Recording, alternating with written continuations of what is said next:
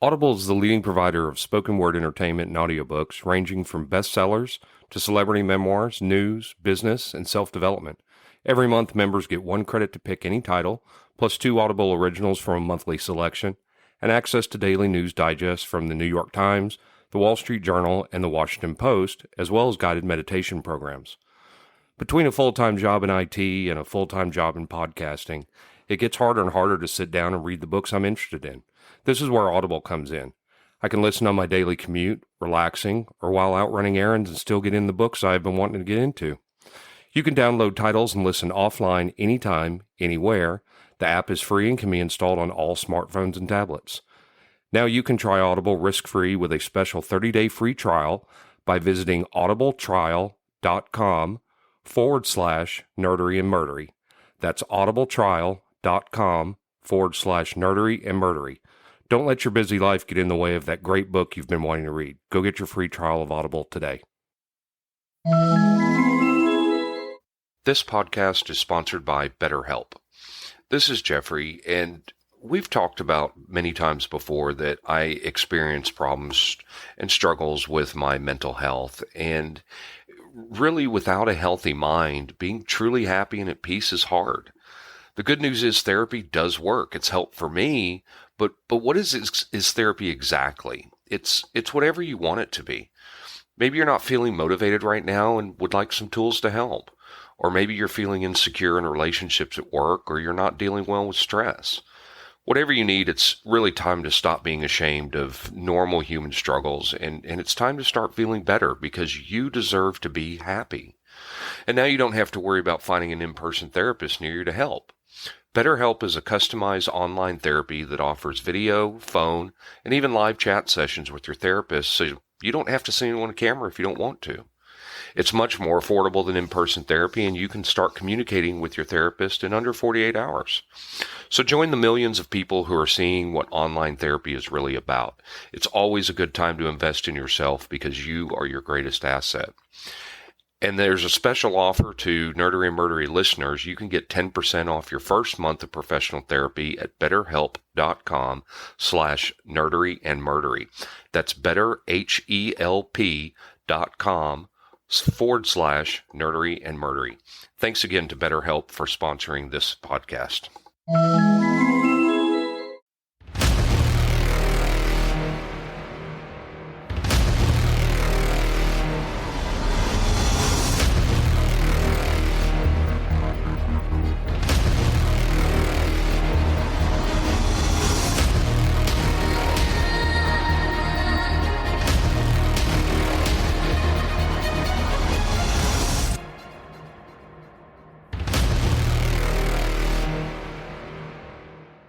Welcome to episode 91 of Nerdery and Murdery. Big 91. I'm Zig with your nerdery. And I'm Geoffrey with your murdery. As always, the nerd, the murd, the light and the dark, and the heavy and the light. And with that, Zig, I will let you take over on the nerdery side of the house. I have one question for you. Mm-hmm. You got any wood for my sheep? Yeah, I knew what this one was. Today we're going to talk about Settlers of Catan. I want to start by saying, talk about the games. You get Euro games, American style board games or Ameri games, and then pure strategy games. So Euro games, also called a German style board game, generally referred to as board games in Europe, is a class of tabletop game that generally has indirect player interaction and abstract physical components. Euro games are sometimes contrasted to American-style board games, which generally involve more luck, conflict, and drama. They're usually less abstract than the chess or Go style war games, but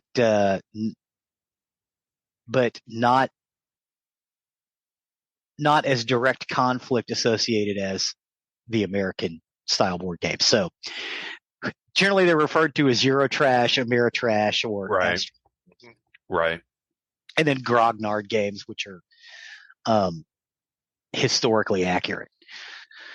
Now, Catan, previously known as the Settlers of Catan or simply Settlers, is a multiplayer board game designed by Klaus Tuber.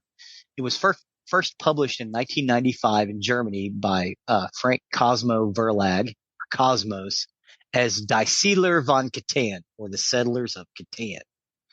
Players take on the role of settlers, each attempting to build and develop holdings while trading and acquiring resources.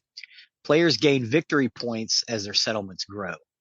The first to reach a set number of victory points, typically 10, wins.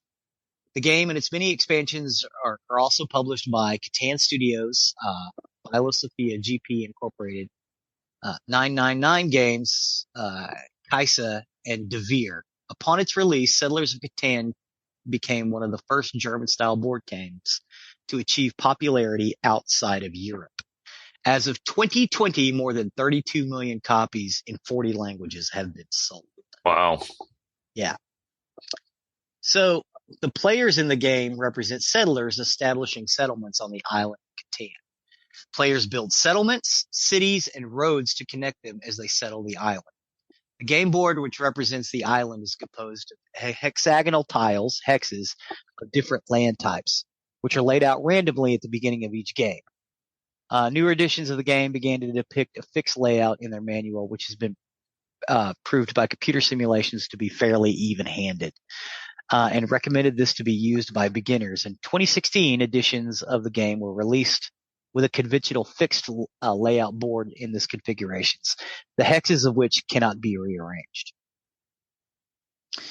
So players build by spending resources. You've got wool, grain, lumber, brick, and ore, commonly referred to as wood, wheat, or I'm sorry, sheep, wheat, wood, brick, and rock is what we always call them. So that plays out is you've got all these different types of land, and then you lay out these tile that correspond to numbers. And you roll a dice, and the combination of the dice shows what resource gets added. So it's different every time. And depending on what comes up, that's what you get resource-wise. You have to trade in order to get these things because each thing requires different resources. You start with 2 settlements and I think 2 roads. Is that right? 2 roads? Or yeah, I think that's right. Yeah, 2 roads. And the settlements and then eventually cities, which you turn a settlement into a city, are at the points in between the hexes. And you can't build one directly one point away from another one. So you only have so many resources and you only have so much space. And at the coasts, it allows you to trade, to make trades, because at any point you could take 4 of one type of resource and trade it for 1 of another type. Well, at the coast, you've got these little trade figures which allow you to do 3 for 1. Mm-hmm. So it also behooves you to go to the coast. You can get points for the longest road. You can get points for the biggest army. But you don't actually fight in this game. It's a way to get points. But generally the first 1 to 10 points wins. And it's a fun game to play. It is fun. It's also one that I've never won. I think I've won it once. But it's one of those things that it's down to, gaining resources. So say on a player's turn, 2 6-sided dice are rolled to determine which hexes produce resources. Players with a settlement adjacent to that hex containing the number just rolled receives 1 card of the corresponding resource. Cities produce 2 cards of the corresponding resource. For example, if a player has 1 city and 2 settlements adjacent to a grain hex, that player would take 4 grain for the resource cards if the corresponding number was rolled. There's also a robber token initially placed on the desert If a player rolls 7, the robber must be moved to another hex, which will no longer produce resources until the robber is moved again. That player may also steal a resource card from another player with a settlement or city adjacent to the robber's new placement. In addition, when a 7 is rolled, all players with 8 or more resource cards must discard their choice of half of their cards rounded down. For example, if a player has 9 resource cards and a 7 is rolled, the player must get rid of 4 of their cards. On the player's turn, the player may spend resource cards to build roads or settlements, upgrade settlements to cities, which replace existing settlements, or buy development cards. Players can trade resources cards with each other. Players may also trade off island, in effect, with a non-player bank at a ratio of 4-1, as we said, resources to one another. By building settlements adjacent to ports, player may also trade with a bank at 3-1, depending on what the settlement says. Right. The goal of the game is to reach 10 victory points. Various achievements, such as establishing the longest road and largest army by playing the most knight cards. And again, you don't actually fight with the knights. It's just a way to get resources. Resource cards can also be spent to buy a development card. There are 3 types of development cards, including cards worth 1 victory point, a knight card, which allows the player to move the robber if they had rolled a 7, but without the remove half rule, and a third set of cards, which allows the players 1 of 3 abilities when played. Tuber's original design was for a large game of exploration and development of a new land. But between 93 and 95, Tuber and Cosmos refined and simplified the game into its current form. Unused mechanics from that design went on to be used in Tuber's following game, Eintdecker and Lowenherz, the game's first expansion. Catan Seafarers adds a concept of explorer and combined game, sometimes known as New Shores, is probably the closest game to Tuber's original intent. Now, Catan has several upgrades and updates. You can buy a plastic holder for your hex cards. I've seen all kinds of crazy stuff. But basically, the first game is 1 to 4 players. You can get the 5 to 6 player expansion to expand it out. Then you can add the Seafarers and then Cities and Knights of Catan to have a full Catan play out.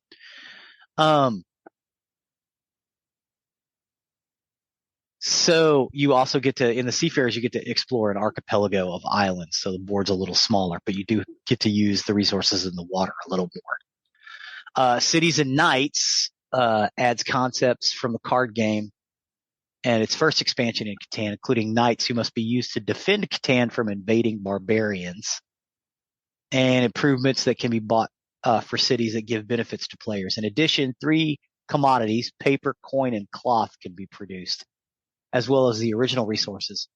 A 5 to 6 player extension of Cities and Knights was released at the same time. Also released in 2000 was a book of variation of settlers. The third large expansion, Catan Traders and Barbarians, was released in 2008. Traders and Barbarians collects a number of smaller scenarios, some of which have previously been published elsewhere. This set includes an official 2-player variant. There was a special edition of the game released in 2005, a 10th anniversary collector's edition on the base game, and Cities and Knights with hand-painted 3D tiles and player pieces. I have seen versions of this. It is beautiful, but it's a little hard to come by and a little expensive. But if you really want to gin up your Settlers of Catan game, you can go out and find it on eBay. Mayfair Games released a 4th edition of Settlers Catan in 2007 with new artwork, a locking frame, and a deeper box. So the locking frame allows you to kind of keep your hexes from moving around. This is where they made the changes. The robber playing piece was changed from a black to a gray color, and soldier development cards were renamed Knights. 4th edition versions of City and Knights, Seafarers, and the 5 to 6 player extensions were also released.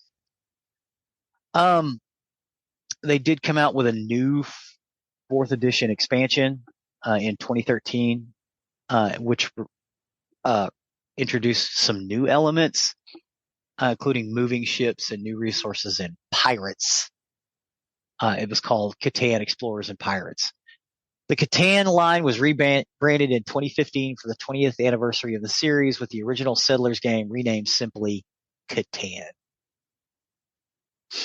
Now, in 1998, the first Historic Scenarios pack was released, which allows players to reenact the building of the pyramids of Giza, or the expansion of Alexander the Great's empire using Catan game mechanics.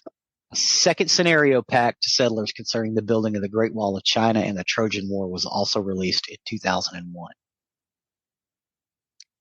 And it contains pieces for 50 new scenarios and many variants. The Atlantis scenario and variants was published in 2005. I have not even seen this Atlantis scenario. I have seen the pyramids of Giza, but the Atlantis was a box set which collected a number of scenarios and variants published in gaming magazines at conventions such as the Volcano and the Great River. The set also includes a deck of event cards which replace the dice in the main game, giving it a less random spread of resources productions. The event cards, which were also available as a standalone item, has since been re-released in a modified form in the Traders and Barbarians expansion.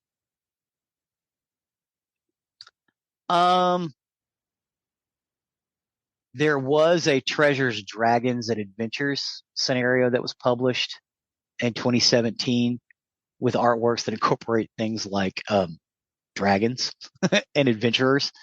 So it gives it kind of a D&D flavor. Catan is one of those games that just kind of took the world by storm. Mm-hmm. There was a time 10 to 15 years ago where everybody was playing it. Not just your strategy board game nerds like us, but regular people were going out and playing Catan. There's a Catan dice game, which is a lot of fun. There's a card game, which is a little easier to play. It's sort of a more for head-to-head competition. They've also released several computer games as well. A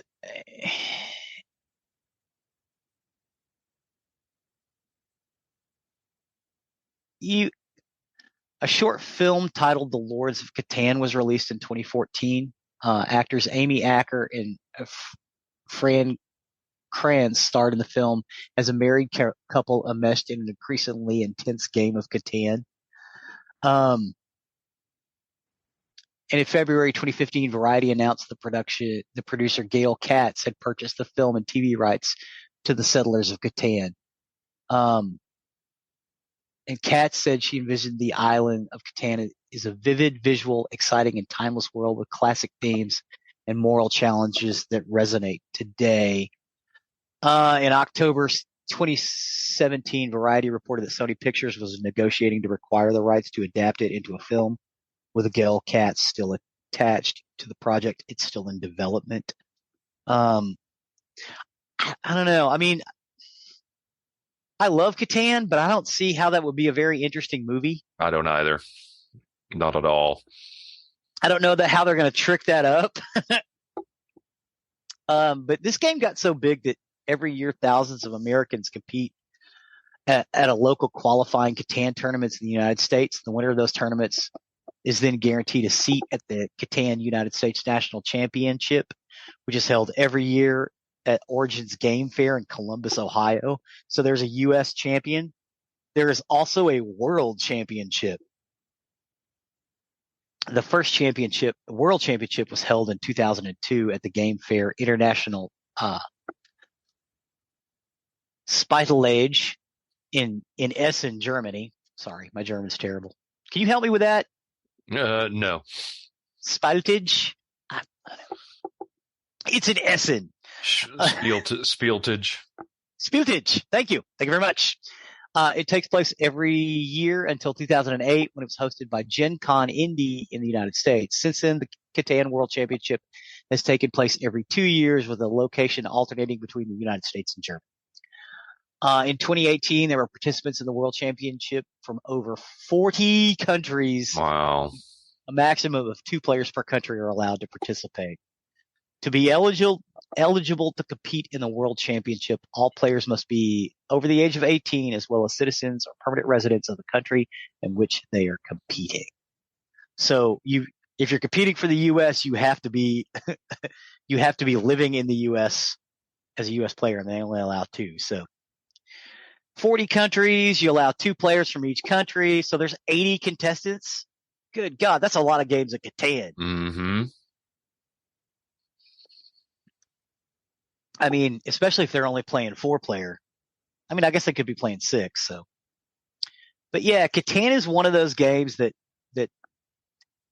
it's quick to learn.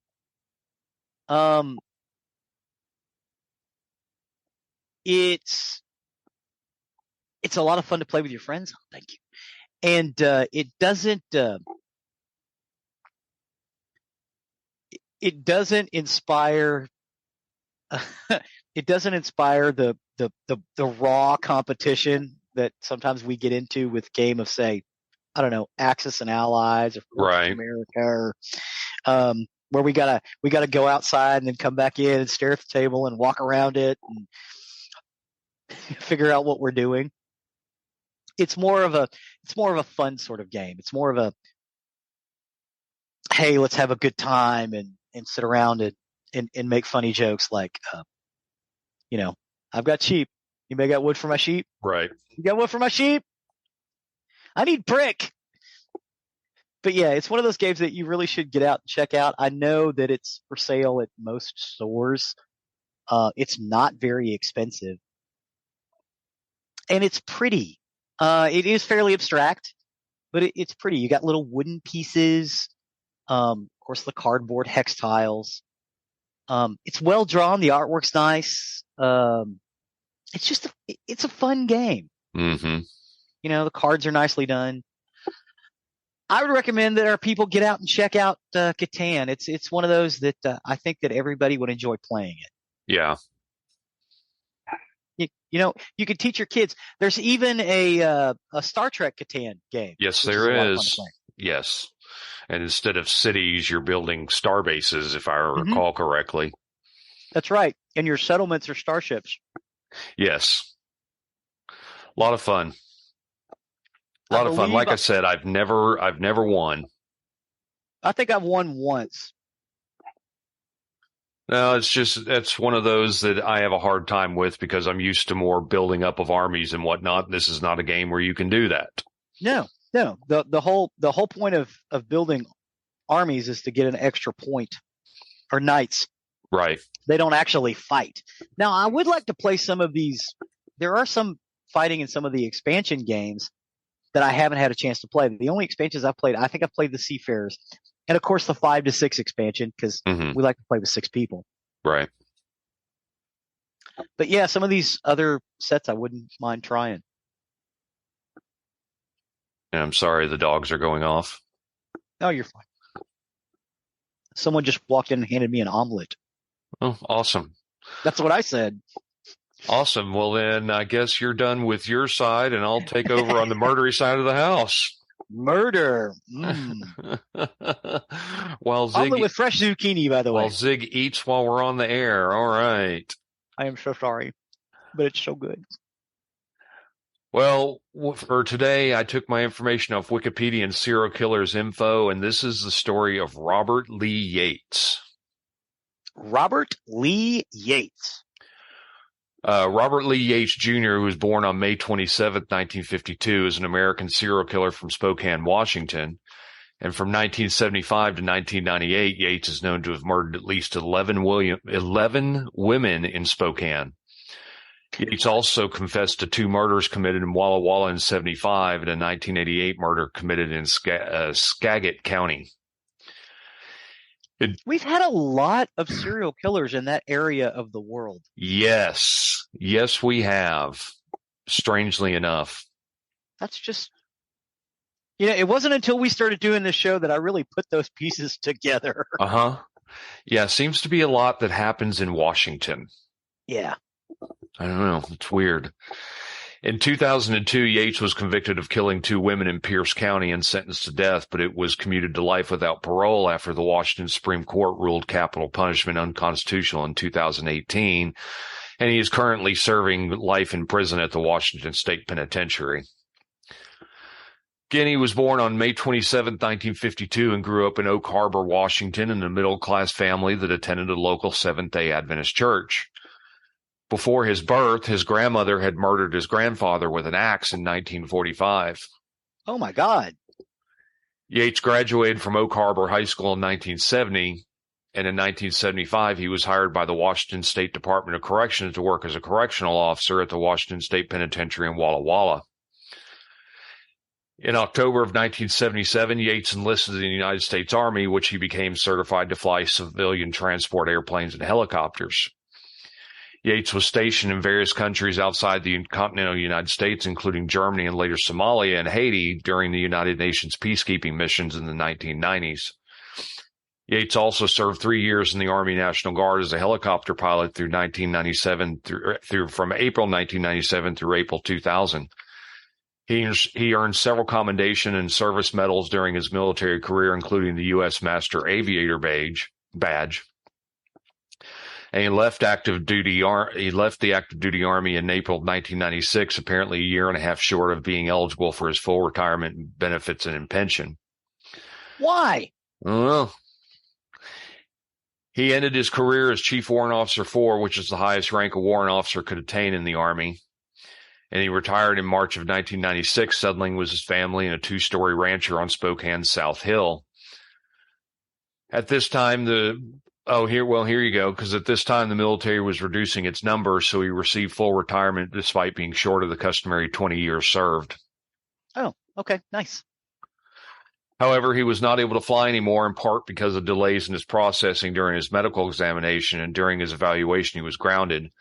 He then joined the Army National Guard in April of 1997 and served 3 years until his arrest in April of 2000, and served a total of 21.5 years in the military. He has 5 children, 4 daughters and 1 son, with second wife Linda, whom he married in 1976, and his children's birth years range from 1974 to 1989.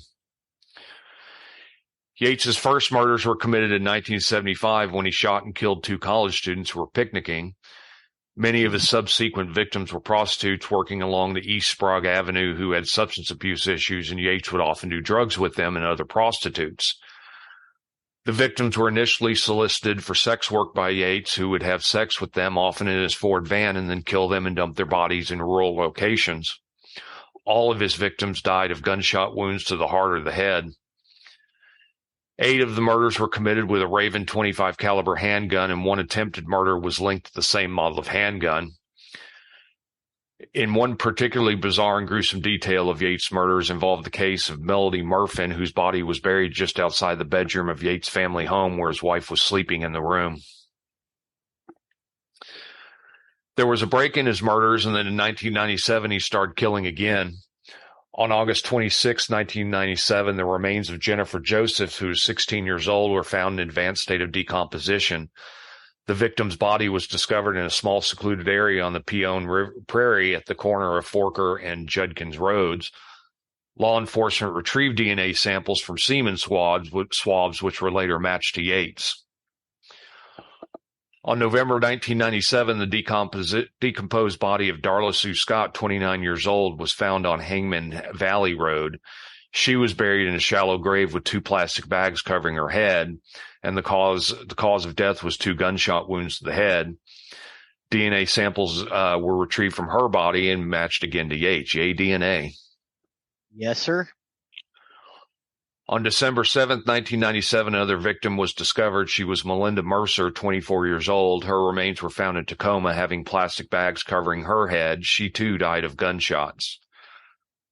Less than 2 weeks later, on December 18, 1997, the decomposing remains of 36-year-old Sean L. Johnson were found off Hangman Valley Road, and his cause of death was 2 gunshots to the head. Plastic bags were used to cover it. And again, DNA samples were taken from the body and matched later to Yates.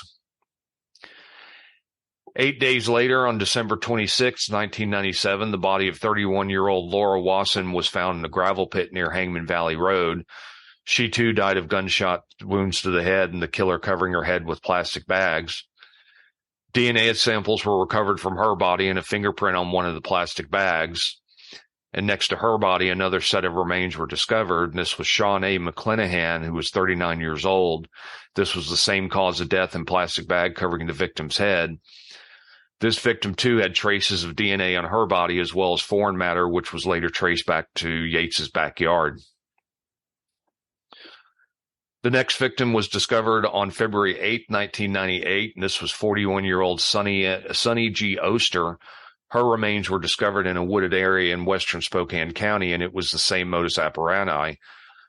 Gunshots to the head, plastic bags used to cover the head, and DNA samples from semen on her body was also retrieved. On April 1st, 1998, the decomposed body of 34-year-old Linda Maybin is discovered just 50 yards away from Wasson and McClanahan's gravesite. Same cause of death, plastic bags on the head and DNA on her body. The killer had the exact same modus operandi with absolutely no exceptions. Michelin Durning, who was 47 years old, became the next victim discovered on July 7, 1998, and her remains were discovered in Spokane's East Central neighborhood. However, this victim was not raped, and witnesses placed her alive just 1 week before, unlike other victims who were found months later. On October 13, 1998, the decomposed body of Connie LaFontaine Ellis, who was age 35, was found in Tacoma. Cause of death, one gunshot to the head, and plastic bags were covering the victim's head. This guy definitely has a MO. Yep. And then, as we had talked about her earlier, the last known victim was Melody Ann Murfin. She was 43 years old and disappeared in 1998. She was buried under the bedroom window of the Yates home. And although his house and yards were searched, her remains were not discovered until Yates pinpointed the exact grave point in October 18, 2000. On August 1st, 1998, sex worker Christine Smith was taking another client. She agreed to perform oral sex to a man in exchange for $40. They were in the man's van in a secluded parking lot in Spokane. According to her, she asked the man if he was the serial killer preying on prostitutes. He denied it, saying he had 5 children and never do such a thing. And Smith said she was doing her job, where after minutes into it, the man pulled out a gun and shot her in the head. But it must have been her lucky day, as the bullet only scraped the side of her face. She struggled to stay awake while she fell backwards, and at that same time, Smith thought she was only hit very hard. She managed to escape and discovered she was actually shot only after X-rays showed her fragments of her skull and face. She survived the serial killer. And on April 18th the next year, Smith recognized Yates as her attacker from a mugshot published in the Spokane Spokesman Review. Yates was arrested on April 18, 2000 for the murder of Jennifer Joseph.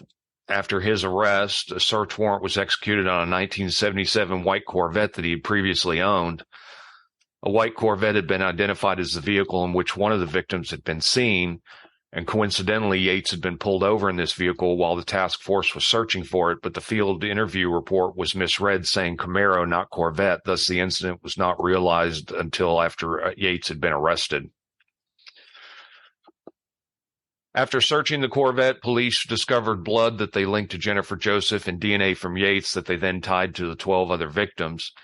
And in 2000, he was charged with 13 counts of first-degree murder and 1 count of attempted first-degree murder in Spokane County Superior Court.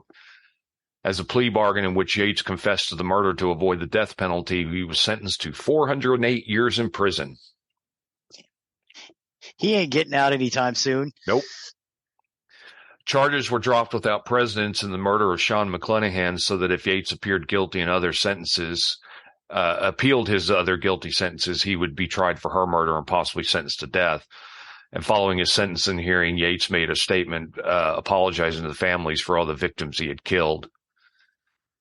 In 2001, Yates was charged in Pierce County with the murder of 2 additional women. The prosecution sought the death penalty for the deaths of Melinda Mercer in 1997 and Connie Ellis in 1998, which were thought to be linked to the killings in Spokane County.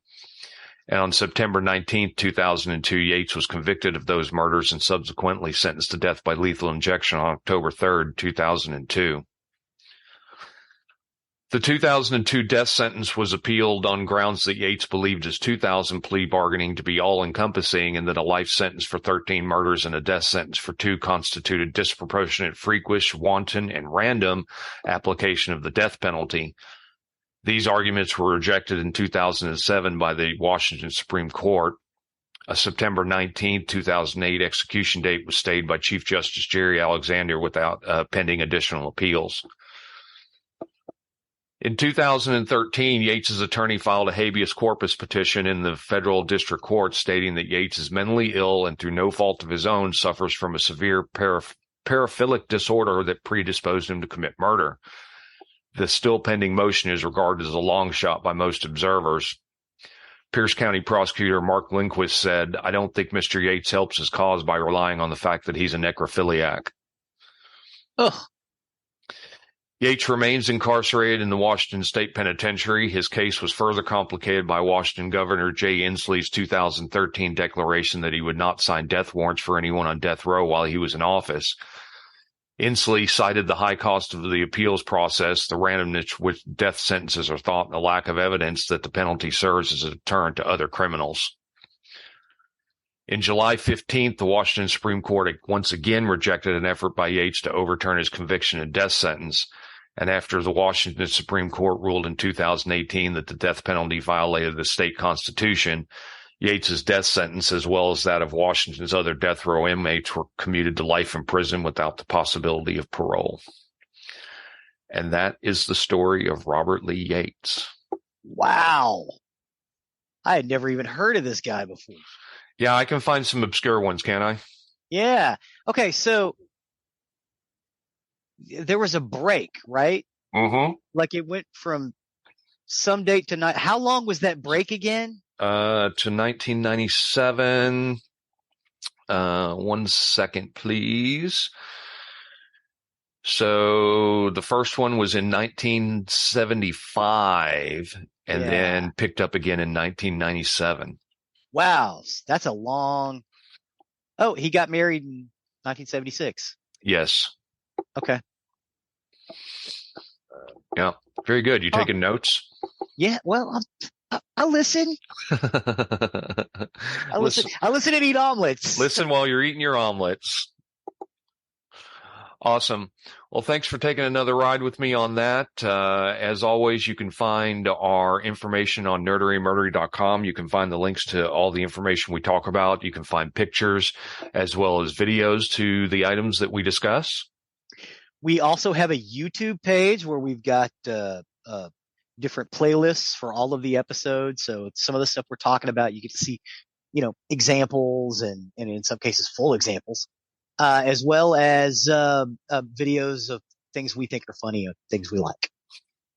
Awesome. Appreciate that you do all that, Zig. That's good work that you do. Very, very much thanks, appreciate all that. You can also find the link to our merch on our webpage, where if you wish to show off your Nerdery Murdery fandom, please do consider that.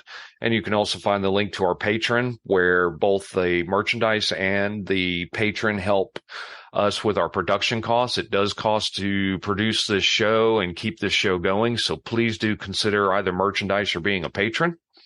Please and thank you. It doesn't go to pay for Lamborghinis. Does not go to pay for Lamborghinis. Please and thank you. And finally, don't forget to leave a 5-star review wherever you can. It helps us and helps others find our content that may be looking for us. And so with that, I have been Zig with your Nerdery. And I'm Geoffrey with your Murdery. Cue the music.